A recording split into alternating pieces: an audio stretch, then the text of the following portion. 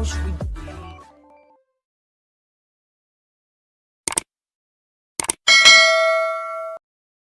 ang dami oh, tamo. Ilagay sa meleta.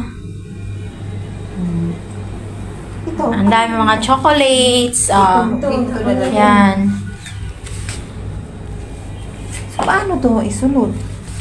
Ang dami. Paano mapunta dito? Yun nga, ang dami na tiba. Si Ate Marge. Magsarado. Puro mga chocolates.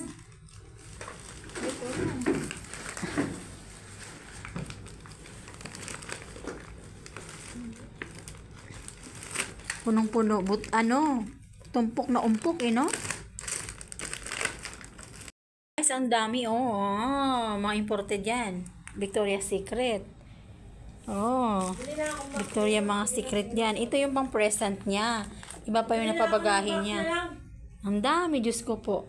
Meron pa, oh. Kung box to, Je, ang daming 23, yung mga ano kasi mapatayo, di ba? Oo. lahat, ma-arrange lahat. Mag-box na at saka isang maleta. Iwan ko na lang to. Ah, imported yan. Mga imported yarn. Oh, Victoria's Secret yan. Mga reloha, Mga Victoria's Secret yan. Mabilan ngayon? mga puo. Sarap na ba? Baby pa lang ah. Dito lang kami. Sige, mga 20 kg lang to, Tino. Ang bigat pala, no? Dito yung ano natin. Sige, 30 na to, te. Vlog. Ano ngayon? Hindi magkasya yung gamit natin. Ay, yung mapabagahin. Meron pagkasyahin ng mga Victoria's Secret. Yeah, ang hirap no kasi mga imported, no? Ngayon guys, sayang yung biniling naming dalawang maleta. Ang gagawin na lang, isa ilagay na lang sa box. Karton na lang ang binukula po. Ah, yes ko po. Tingnan mo naman, ang dami, sobra. Oh, yan. Oh, may mga ano pa. Yan ba, Victoria's Secret yan. Oh. Ang dami, Diyos ko. Parang hindi na napabagahe. Oh, ang dami pa. Sobra-sobra. Kaya kami, mag-aantay na lang kami. Nakapampantulog na yan si Marge Vlog, oh.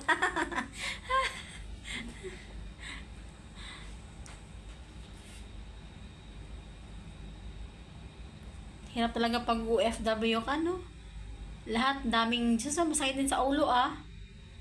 Lahat gusto mo Ate? Pasalabungan.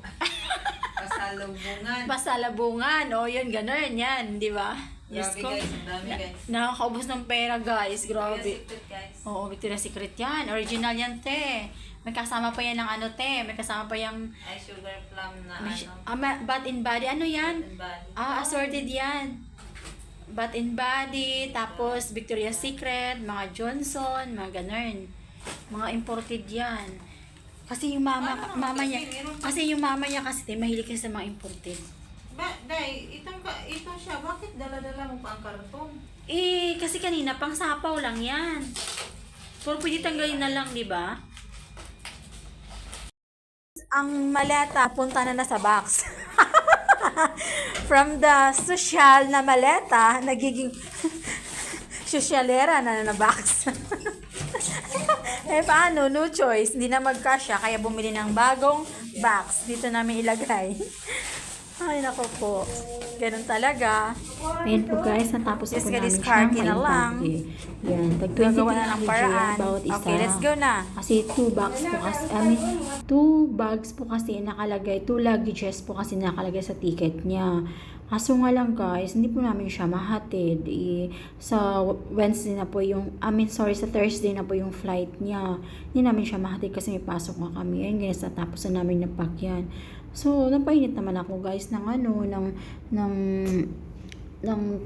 frying pan, tsaka na mantika kasi magluluto pa ako. Ito walang baon bukas. Yan po nakita ko sa ref po, yung chicken string.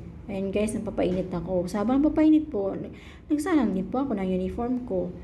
Kasi guys, yung washing machine namin nasa loob lang din ng kitchen. Ayan po yun guys, yung kitchen namin. Nandyan yung washing machine, nandyan yung ref, nandyan yung rice cooker, cabinet po. Maliit lang yung kitchen namin sa flat. Pero malinis naman po siya guys.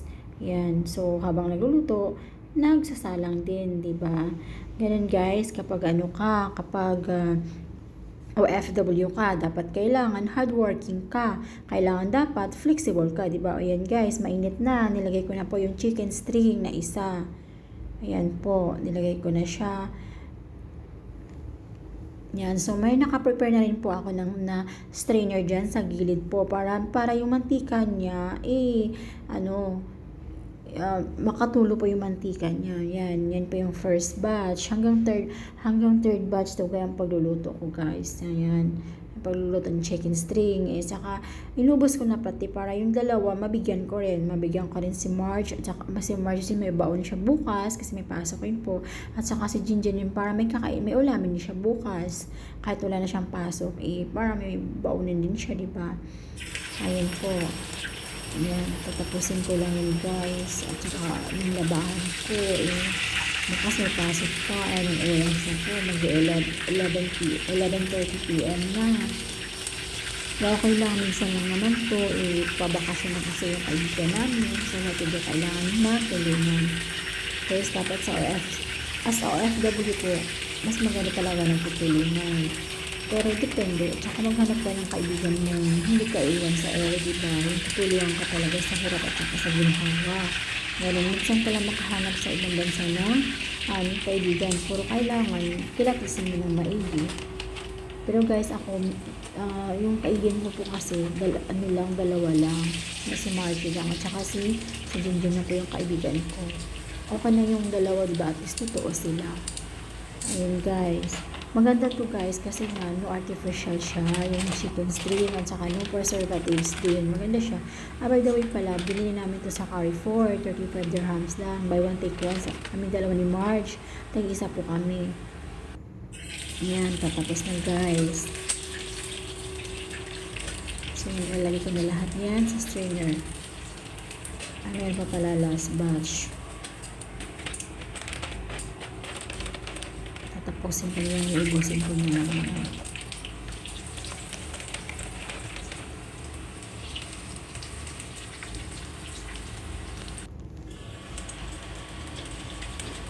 si Jinjin nga pala guys, magkakarelif na siya, kaya natin siya mahatid. Ayan po yan. Ayan po, tapos na po. So meron siyang seasonings pala, 3 nakasama.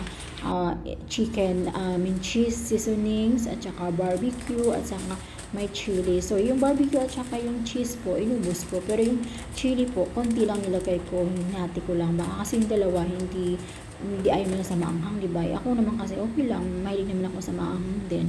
Tsaka may plastic pala yung kasama yan. Para kasi imimix mo dyan yung mga seasonings na nilagay mo. Yan po. Shake yan. Tsaka yan. Binalik ko ulit ito sa strainer. Tsaka parang natakam ako kasi ang bango, super bango. So, tinry ko nga. Tinikmay ko po ng isa. Masarap naman siya. Masarap siya. Daig niya pa yung KFC. Masarap siya. Masarap siya, guys. Tsaka crispy pati. Masarap. Yummy. Masarap siya. At saka habang tapos ang magluto, natapos din po yung paglalaba ko ng washing. O, diba? Ganun. Ganun lang guys, dapat maging flexible kasi wala tayong ibang sound design na natin, diba? Yun, napasarap tuloy ako kumain guys. Ang sarap kasi, sobra. Sobrang sarap. At saka, hindi pa ako komportable ha. Kumuha pa ako ng isang slice na loaf bread. Kasi nga, parang nagutom ako sa aking pake namin. Ayun na guys, pinag-segregate ko na yun sa akin, kay Marge, at saka kay Jinjin pa. May ulamin niya si Marge bukas. Kasi pasok din yun. Guys, yun natirang oil, nilagay ko dyan, pero malamig na yan. Saka yan, it's time to cleaning na. Kailangan maghugas na, at linis na yung kitchen namin. Ayan. Guys, malinis na. Yan po yung kwarto namin guys, yung may chinilas.